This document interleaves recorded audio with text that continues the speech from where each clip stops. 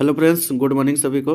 आप सभी को आपके अपने यूट्यूब चैनल KBSS स्टडी पर डेली करंट अफेयर्स के क्लास में स्वागत करता हूं। आइए देखते हैं आज की प्रमुख घटनाएं क्या क्या, उसको विस्तार रूप से चर्चा करते हैं। जिस तरह से हम डेली दिवस के क्वेश्चन शामिल करके रखते हैं, उसी तरह आज भी शामिल किए हैं। आज हमारा दिवस का क्वेश्चन क्या है? विश्व ब्रेल दिवस कब मनाया गया है? तो याद रखना, विश्व ब्रेल दिवस हर साल 4 जनवरी को मनाया जाता है। इसका मनाने का उद्देश्य क्या होता है, विस्तार रूप से देखते हैं उसको। प्रतिवर्ष 4 जनवरी को विश्व ब्रेल दिवस मनाया जाता है। संयुक्त राष्ट्र महासभा द्वारा दिसंबर 2018 में स्थापित किया गया था। इसका तिथि लुई ब्रेल की जयंती पर मनाया जाता है। ये याद रखना, किसकी जयंती पर मनाया जाता है? लुई ब्रेल की जयंती पर मनाया जाता है, जिन्होंने 15 वर्ष की आयु में अंधे या दृष्टिबाधित लोगों के लिए पढ़ने लिखने के लिए आविष्कार किया था। तो याद रखना, लुई ब्रेल की जयंती पर ब्रेल दिवस मनाया जाता है। अब हम जनवरी के इंपॉर्टेंट डेज डिस्कस कर लेते हैं। कौन कौन से इंपॉर्टेंट डेज? 1 जनवरी को वैश्विक पारिवारिक दिवस मनाया जाता है। 2 जनवरी को विश्व अंतर्मुखी दिवस मनाया जाता है। 3 जनवरी को अंतर्राष्ट्रीय मन शरीर कल्याण दिवस मनाया जाता है। 4 जनवरी को विश्व ब्रेल दिवस मनाया जाता है, जो कि आज का दिवस का क्वेश्चन है हमारा। अगली घटना की बात करते हैं। हाल ही में डेल्सी रोड्रिग्ज किस देश के अंतरिम राष्ट्रपति बनी है? तो याद रखना, वेनेजुएला के राष्ट्राध्यक्ष यानी राष्ट्रपति को अमेरिका द्वारा उठा लिया गया। तो वहाँ के अंतरिम राष्ट्रपति के रूप में डेल्सी रोड्रिग्ज को बनाया गया। याद रखना इनको। अगली घटना की बात करते हैं। अगली घटना हमारी क्या? हाल ही में जारी NTCA की रिपोर्ट के अनुसार वर्ष 2025 में भारत में कितने बाघों की मौत हुई है? तो 166 की मौत हुई है। तो इसको याद रखना। अब इसको विस्तार रूप से देखते हैं हम। भारत जहां दुनिया की सबसे बड़ी बाघ आबादी पाई जाती है, याद रखना, भारत में सबसे बड़ी जनसंख्या बाघों की। 2025 में बाघों की मौतों की चिंताजनक बढ़ोतरी दर्ज है। आधिकारिक आंकड़ों के अनुसार वर्ष के दौरान 166 बाघों की मृत्यु हुई है। तो याद रखना, इसको आंकड़ा पूछा जाता है। यह स्थिति बताती है कि कुल बाघ संख्या बढ़ने के बावजूद आवास पर दबाव, क्षेत्रीय संघर्ष और संरक्षण प्रबंधन में जुड़ी चुनौतियां बनी हुई हैं अभी भी। तो याद रखना। अगली घटना की बात करते हैं। अगली घटना हमारी क्या?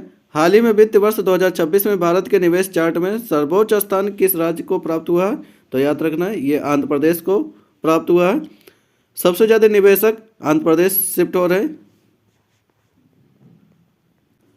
अब इसको हम विस्तार रूप से देखते हैं। वित्त वर्ष 2026 में, फाइनेंशियल ईयर 2026 के पहले 9 महीने में आंध्र प्रदेश भारत का शीर्ष निवेशक गंतव्य बनकर उभरा है, जिसमें कुल प्रस्तावित पूंजी निवेश का 25.3% आकर्षित किया है। उड़ीसा 13.1 आकर्षित किया और महाराष्ट्र की बात कर लेंगे तो 12.8 को आकर्षित किया है, जो पूर्वी और दक्षिण भारत की ओर से निवेशक के रुझान में बदलाव को दर्शाता है। तो याद रखना, पूर्व से पश्चिमी की ओर ज़्यादातर निवेशक शिफ्ट हो रहे हैं। अब हम बात करते हैं आंध्र प्रदेश के बारे में। तो आंध्र प्रदेश केला उत्पादन में नंबर 1 स्थान पर है। कैपिटल की बात करेंगे तो अमरावती है। CM की बात करेंगे तो चंद्रबाबू नायडू है वहाँ पर। गवर्नर की बात करेंगे तो J अब्दुल नाजिर है वहाँ पर गवर्नर, इनको याद रखना। अगली घटना की बात करते हैं। अगली घटना हमारी क्या है? हाल ही में भारत का पहला सरकारी अस्पताल आधारित AI क्लिनिक कहाँ स्थापित किया गया, जो कि AI से क्लिनिक किया जाएगा वहाँ पर। यह ग्रेटर नोएडा है, इसको याद रखना। अगली घटना की बात करते हैं। हाल ही में किस राज्य सरकार ने स्कूलों में अखबार पढ़ना अनिवार्य कर दिया है? तो यह राजस्थान सरकार द्वारा किया गया है, इसको याद रखना। अब राजस्थान के बारे में डिटेल देखते हैं। कैपिटल की बात करेंगे तो जयपुर है। CM की बात करेंगे तो भजन लाल शर्मा है वहाँ पर CM। गवर्नर की बात करेंगे तो हरबाबू किश्नोई बागड़े हैं वहाँ पर। लोकसभा सीट की बात करेंगे तो 25 है। राज्यसभा सीट की बात करेंगे 10 है। विधानसभा सीट की बात करेंगे तो 200 है। तो इसको जरूर याद रखना। लोकसभा राज्यसभा सीटें पूछी जाती हैं मर्यादा फॉलोइंग में। अगली घटना की बात करते हैं। हाल ही में 3 जनवरी 2026 को सावित्रीबाई फुले की जयंती मनाई गई है। वो कौन सी जयंती थी? तो 195वीं जयंती थी, इनको याद रखना। अगली घटना की बात करते हैं। अगली घटना हमारी क्या? हाल ही में शब्दों उत्सव साहित्यिक उत्सव का आयोजन कहाँ पर किया गया? तो ये नई दिल्ली में आयोजित किया गया है, इसको याद रखना। अगली घटना की बात करते हैं। अगली घटना हमारी क्या है, हाल ही में किसने skill the nation challenge launch किया है? तो द्रौपदी मुर्मू द्वारा इसको लॉन्च किया गया है। अगली घटना की बात करते हैं।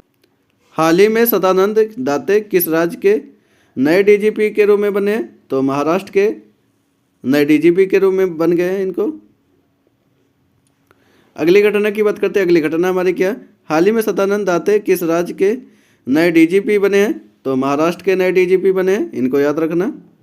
महाराष्ट्र की बात करेंगे तो प्याज और अंगूर में उत्पादन में पहला स्थान है। कैपिटल की बात करेंगे तो मुंबई है। सीएम की बात करेंगे देवेंद्र फडणवीस है। गवर्नर की बात करेंगे आचार्य देवव्रत है। लोकसभा सीट की बात करेंगे तो 48 है। राज्यसभा सीट की बात करेंगे तो 19 है। और विधानसभा सीट की बात करेंगे तो 288 है, इसको याद रखना। अगली घटना की बात करते हैं। हाल ही में कुसाउती किस राज्य का तीसरा जिला बना है? तो ये कुसाउती गोवा का तीसरा जिला बन गया है, इसको याद रखना। अगली घटना की बात करती है। अगली घटना हमारी क्या है, हाल ही में किसे झारखंड उच्च न्यायालय के मुख्य न्यायाधीश के रूप में नियुक्त किया गया? जहाँ महेश शरद चंद्र सोनाग को नियुक्त किया गया है, इनको याद रखना। अभी हाल ही में पटना के हाईकोर्ट के मुख्य न्यायाधीश के रूप में किसे नियुक्त किया गया है? तो उसको भी याद रखना, जज संगम कुमार साहू को नियुक्त किया गया है। यह अभी कल का करंट अफेयर्स का क्वेश्चन था, तो याद रखना। तो आज की जितनी प्रमुख घटनाएं थी उसको विस्तार रूप से चर्चा कर लिए। आप सबको ये वीडियो अच्छा लगा तो लोगों तक शेयर करें, सब्सक्राइब करें और लाइक करें। थैंक यू, धन्यवाद।